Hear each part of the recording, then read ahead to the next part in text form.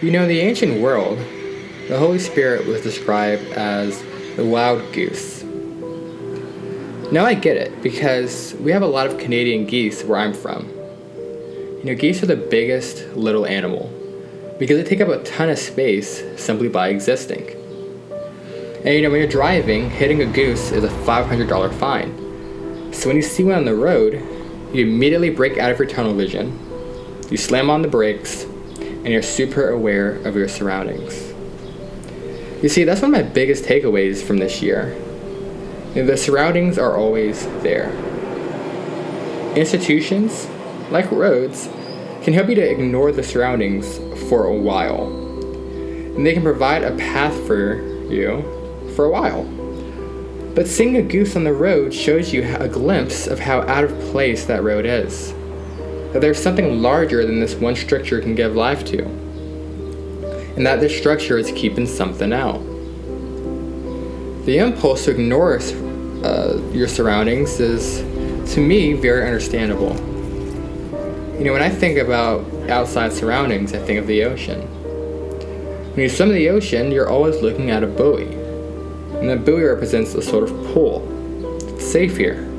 You can dive, you can collect shells, you can have a relaxing summer afternoon. But don't go past that buoy, because out there are sharks, riptides, and whatever that thing was in Finding Nemo. That, to me, was what the church has always been. In every church I've ever loved, I've always remembered going in on a Sunday morning where there's still a brisk chill in the air and just being at rest. And that was a pattern I kept seeing in the people we studied information. They all had experiences that made them who they were and shaped them. But when they went to the church, there was this initial sense of rest, of belonging and grounding. And yet they wouldn't be who they were if that wild goose didn't find its way to the steeple, clearly in sight. They knew he was leading them somewhere, and that somewhere was always away from that safe place, from that place of rest. But of course, if that was the end of the story, we'd never even hear from them.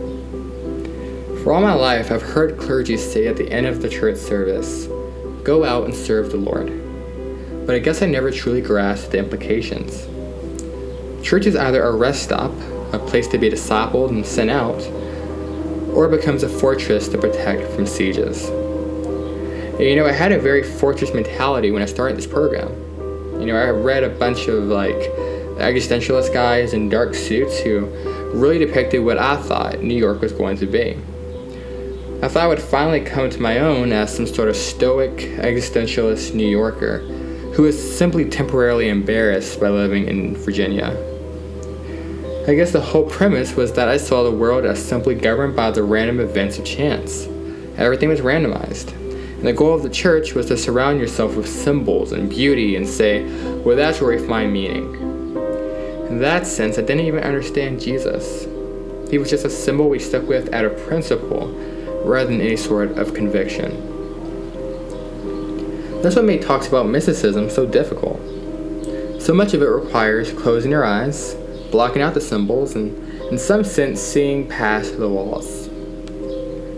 I found immediately that liturgies cannot believe for you, and confessions are always signed off on too early. Institutions only provide the steeple for the wild goose to perch on, and without him, they're nothing. Symbols don't speak for themselves, but their relevance is always in the eye of the beholder. I spent a lot of time asking what was I going to submit to? Was it going to be this church or that church? And what structure would I be aligned with? But now I see that as a very moot question. I now saw the second part of Dorothy Day and Thomas Merton's stories, and of all of our folk stories. That pool in the ocean is a facade, in the truest sense of the word.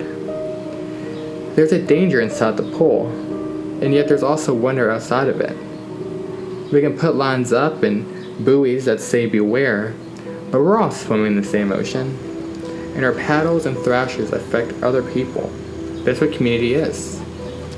Jesus didn't give us buildings or any kind of fortress because that's not what he's about.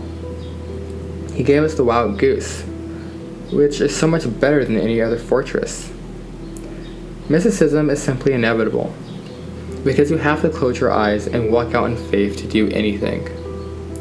And yet I don't believe we're stepping out blindly.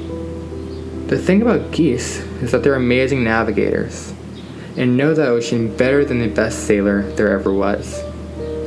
I've learned this year that it's that presence that can make swimming in the ocean feel like walking on solid ground.